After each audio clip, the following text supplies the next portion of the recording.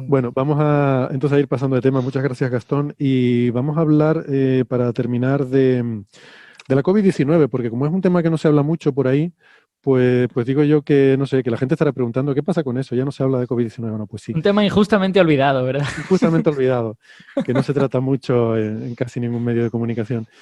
Pues vamos a hacer la excepción.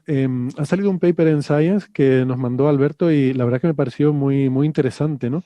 En el que aunque tú dices, Alberto, que son esperables las cosas que se comentan aquí, Hmm. pero bueno, me resulta muy interesante pensar un poco, piensan en el horizonte de cuando esta enfermedad ya transicione de esta fase epidémica en la que está a convertirse posiblemente en algo endémico, ¿no? En algo Hmm. que se queda con nosotros y cómo sería esa enfermedad en ese momento. O sea, vamos a tener que estar vacunándonos todos los años o es algo con lo que terminaremos conviviendo nuestro sistema inmunitario y será una más de estas enfermedades, ¿no?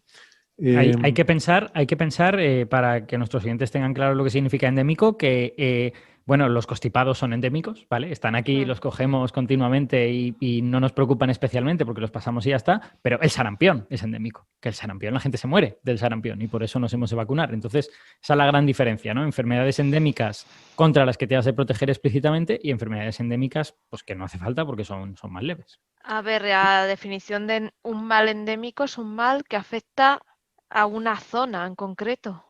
Sí, que está Durante un instalado, tiempo está digamos. instalado, Mm, está ahí, es residente. exacto. Sí, porque esto depende de la zona, ¿no? Un ejemplo también que creo que comentabas tú, Alberto, es la viruela, por ejemplo, cuando llegaron los europeos a América, Claro. que es una Mm. enfermedad leve para los europeos y que, sin embargo, para los pobladores americanos que no tenían inmunidad contra esa enfermedad, pues era una cosa muy grave, ¿no? Bueno, decir que era leve para los europeos Uf, quizás sería exagerar. O sea, sí, sí, sí, Moderada, sí. vale. lo que ocurre es que no amenazaba con la destrucción de la población europea, pero sin embargo en la población americana se cargaba el 90% de las personas. Entonces, Sí, esa es la diferencia. sí, exactamente. Vale, creo que esta mañana tuviste en tu programa, ¿fue en la Brújula de la Ciencia o...? No, fue en Aparicio en órbita, fue en el programa de Alsina. Es que, bueno, la verdad es que no he tenido mucho tiempo tampoco porque fue esta mañana, me Uy, enviaste el tranquilo. audio ahí deprisa y corriendo, te lo agradezco, de una entrevista que hiciste Mm. y que creo Déjame, que... déjame si quieres, antes de poner el audio, que haga yo una mini intro y entonces lo escuchamos si quieres. Bueno, Sí, esta eso te iba a mañana. decir, que nos hicieras la introducción a todo el contexto en general y a este Mm. experto con el que está hablando esta mañana. Exacto. Bueno, para empezar por el principio, este es un artículo que básicamente lo que se plantea es, hay muchas cosas del coronavirus actual, del SARS-CoV-2, que no sabemos todavía y por lo tanto predecir su evolución a día de hoy es muy difícil barra imposible, pero ¿qué podemos aprender sobre las posibles evoluciones futuras de este virus mirando otros coronavirus que también afecten a humanos y viendo las cosas comunes que tienen todos estos? Entonces, ya sabéis que hay varias especies de coronavirus que afectan a humanos, están identificadas 7 en concreto, contando este que tenemos ahora. De ellas hay 4 que producen enfermedades leves, producen solo algo que llamaríamos un constipado y ya está. Y luego hay otras 2 que son el SARS-1, que se extinguió en 2004 y Eso que es. era más letal que el que tenemos ahora, era una enfermedad más grave en ese sentido. Y luego está el MERS, que todavía sigue circulando, está contenido en ciertas regiones del Medio Oriente, yo creo que es Afganistán, Irán, no estoy muy seguro de qué otros lugares.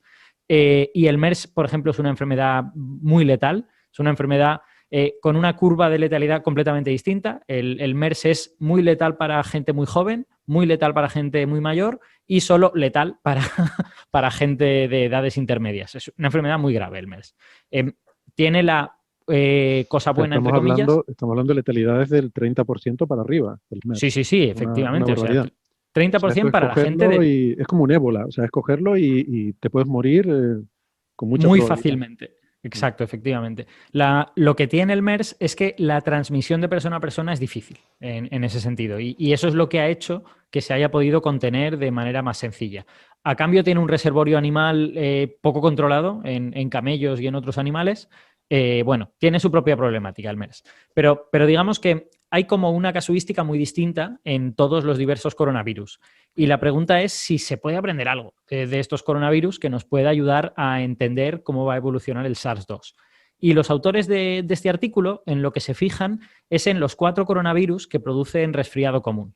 Y esencialmente lo que se dan cuenta, hacen un análisis, cogen toda una serie de artículos en los que se ha cogido a gente de diversas edades y se han buscado se le ha hecho test de antígenos, lo que ahora todo el mundo sabe lo que es, un test de antígenos, pero no para el coronavirus actual, sino para esos 4 coronavirus que producen enfermedades leves. Y lo que han visto es que es evidente que todo el mundo coge esos coronavirus antes de los 15 años, donde todo el mundo es el 100%. O sea, por encima de 20 años hay 0% de personas que no lo hayan cogido. Todo el mundo lo coge antes de los 20 años y la enorme mayoría lo cogen antes de los 10. Entonces, estudiando esos coronavirus, lo que ven es, primero, que se cogen muy jóvenes. Segundo, que cuando los coges produces una inmunidad que no evita que te reinfectes, ¿vale? Que te puedes volver a reinfectar, pero cuando te reinfectas, la gravedad de la enfermedad es menor, ¿vale?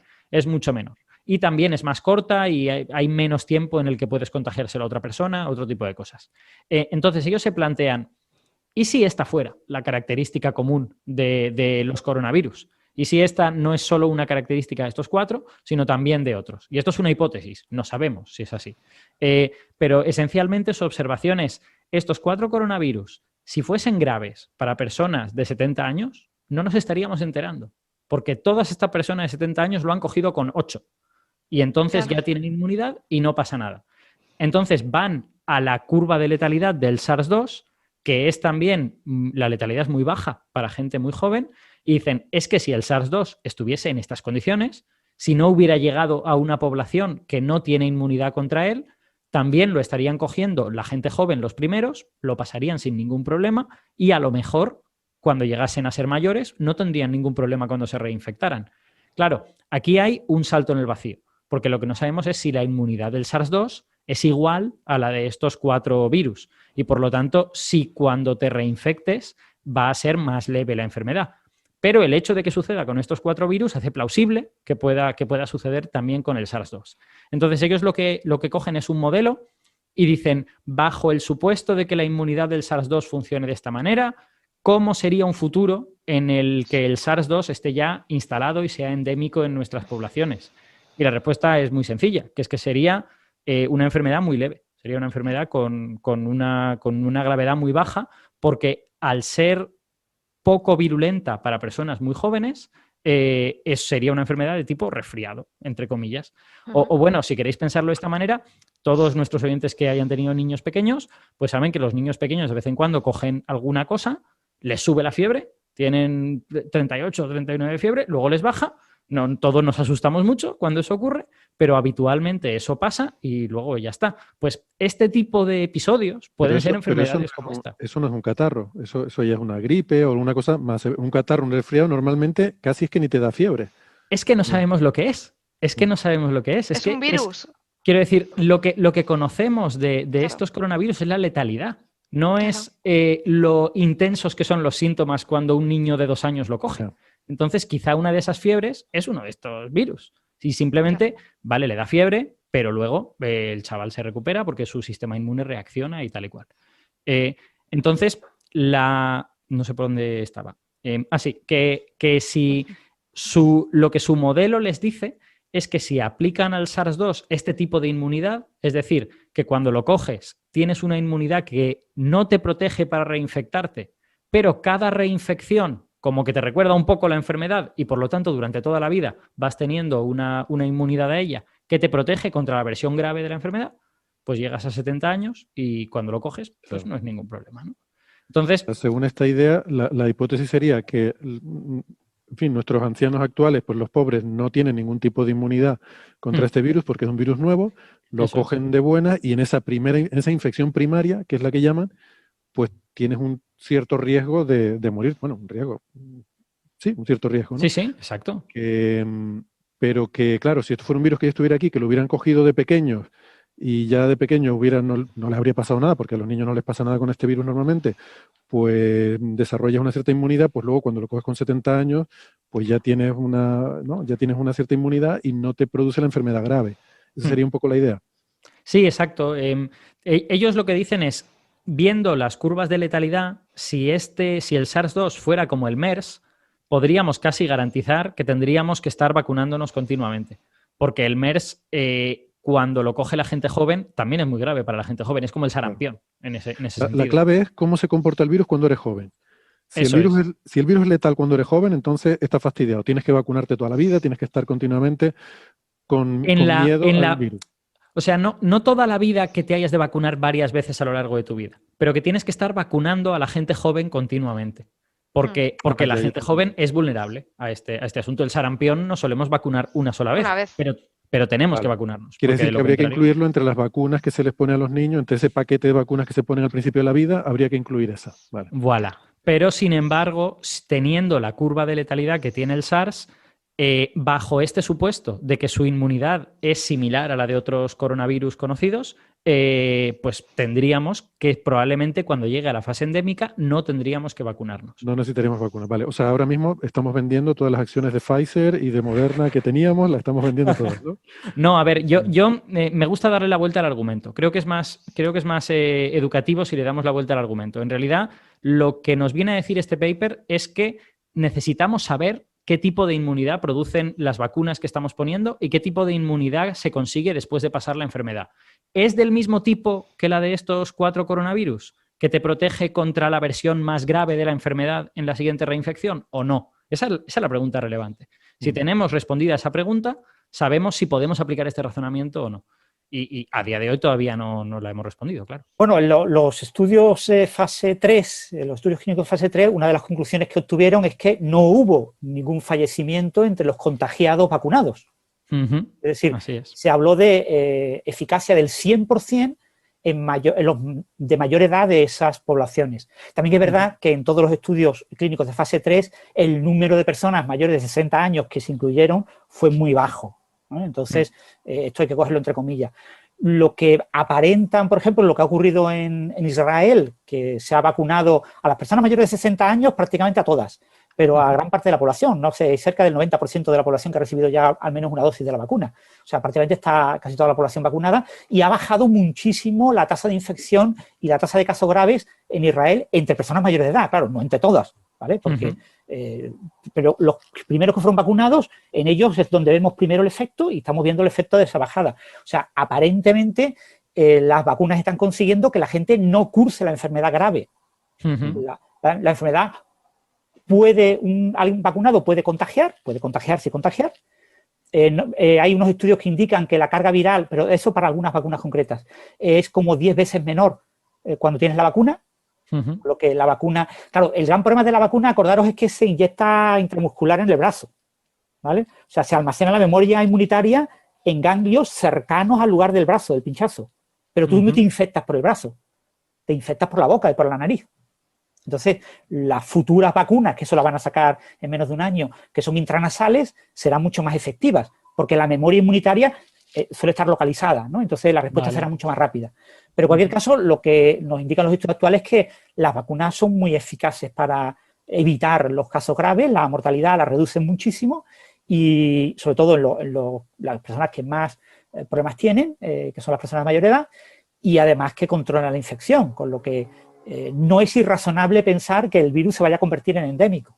Eso es. También el único pero que se puede poner a ese razonamiento es que no sabemos cómo evoluciona a un plazo más largo. O sea, hemos visto esa evolución en unos cuantos meses después de la vacunación. ¿Al cabo de un año se mantiene ese tipo de eficacia? ¿No? Esas son preguntas que hay que responder, digamos. Sí, aquí los únicos estudios que hay son con SARS, con suero de SARS, es decir, usar anticuerpos de suero congelado de enfermos de SARS en 2003, que se ha utilizado para ver qué antigenicidad, qué capacidad tenían de luchar contra una reinfección con SARS, por supuesto in vitro, y se ha mantenido muy parecida a la que tenía hace 17 años. Es decir, que con el SARS sabemos que sus anticuerpos, al menos tras pasar de manera natural la enfermedad, no estamos hablando de anticuerpos producidos por vacuna, porque vacuna contra SARS no tenemos. Por fortuna no tenemos SARS, se supone que se extinguió el virus. Indican que esa inmunidad, al menos la inmunidad natural, se mantiene unos 17 años. Exacto. O sea que ¿va a pasar lo mismo con MERS o con SARS-2? Eso ya no lo sabemos. Claro, digamos que las perspectivas son buenas, pero por ser conservadores y ser cautos, pues hay que decir que antes de tirarnos a la piscina y decir que el mundo va a ser maravilloso dentro de 5 años porque el SARS-2 se va a convertir en un resfriado, pues vamos a seguir esperando y vamos a seguir mirando cosas, ¿no? Es la época en la que se exponen a muchas de estas enfermedades que son leves para nosotros, que desarrollan esa inmunidad y que, pero claro, no sabemos. Yo es que había oído que estos otros 4 coronavirus eran pues los que producen resfriados comunes, pero no había caído en lo que tú decías. Es posible que alguno de esos son de los que cuando lo coges por primera vez te pones con 38, 39, 40 de fiebre y luego ya de adulto no. Luego ya de adulto es un resfriadito, ¿no? Es más, Héctor, es que el SARS-1 tenía una mortalidad, una letalidad en gente de más de 70 años superior al 70%. Que era una barbaridad el SARS-1. Y sin embargo, como en gente joven tenía una letalidad extremadamente baja, si se hubiese llegado a volver endémico, o sea, bueno, habría sido un desastre si se hubiera extendido por ahí, pero al volverse endémico probablemente sería un resfriado. Es que es así de increíble, que solo estás viendo la cola de antes de 20 años. Claro, es que esto solo lo podríamos saber si encontráramos una población que estuviera totalmente aislada de nosotros y fuéramos y le plantáramos esos virus y vemos qué les pasa. Claro, y eso sería, digamos, poco ético. Sí. Dudosamente ético. No, pero sí que se podría estudiar un poco. Es que, claro, tampoco tenemos documentos. ¿Cuánto tiempo llevan esos virus con nosotros, no? ¿Cuándo aparecieron por primera vez? Es que es complicadísimo. Eso lo hemos contado en el programa un poco de pasada. Hay un estudio interesante, pero con un margen de error muy amplio, sobre uno de esos coronavirus que se llama OC43, que está muy cercanamente emparentado con un coronavirus bovino. Entonces, se ha visto cuándo se separaron esos dos coronavirus y fue hace relativamente poco, fue en el siglo XIX. Entonces, se ha asociado ese coronavirus, se ha tratado de asociar con alguna de las pandemias del siglo XIX que tradicionalmente se atribuían a la gripe. Y bueno, quizá pudiera estar asociado con la pandemia de 1889, pero bien es verdad que cuando miras los intervalos de 95% de confianza, pues te queda como entre, no sé, creo que era entre 1814 y 1904. O sea que, vamos, podría ser cualquier momento del 19, ¿sabes? Por ese rango también fue el evento Carrington, yo qué sé. Claro, exacto, efectivamente. Es que igual fue una gran pandemia o igual tuvo un R0 muy pequeño y fue algo que ocurrió en una población y no nos hemos enterado. Entonces... Es complicado identificar eso. En la entrevista que hemos hecho esta mañana en la radio, que ahora vamos a poner un trocito, hemos tenido la suerte de tener a Adrián Aguinagalde, que es ahora mismo el director del Observatorio de Salud Pública de Cantabria, pero el tío es epidemiólogo y es historiador de la medicina. Y se ha estudiado las pandemias del siglo XIX, del siglo XX, y se lo sabe muy bien. Y bueno, nos ha contado cosas. Lo que pasa es que las cosas que nos ha contado de pandemias históricas no las he incluido en el trocito que te he dado, Héctor. Eso tendrán que ir al podcast de Aparicio en órbita para escucharlo. Bueno, pero digamos que esto es el tráiler, y si les gusta, vayan a Aparicio en órbita y escuchen la entrevista completa porque... La versión extendida. Sí, seguro que vale la pena. La entrevista con Adrián ha sido fabulosa, la verdad. El problema, mira, os voy a contar un poco de las tripas de la radio. Hemos tenido el problema de que Adrián se tenía que ir pronto, porque tenía una reunión, porque resulta que es el director de un observatorio de salud pública. y nosotros le hemos dicho, no, a -20 te vas, pero esto es la radio. Y en la radio pues nos han puesto publicidad extra, una sección que no creíamos que iba a ir y al pobre hombre lo hemos tenido hasta pasado -4, yo he sufrido un montón y él ha sido muy educado, muy buena persona y se ha quedado, ha respondido a las preguntas y se ha ido un poquito más tarde y yo se lo agradezco mucho porque yo he sufrido un mogollón con este asunto. ¡Jo, qué agradable! Sí, sí.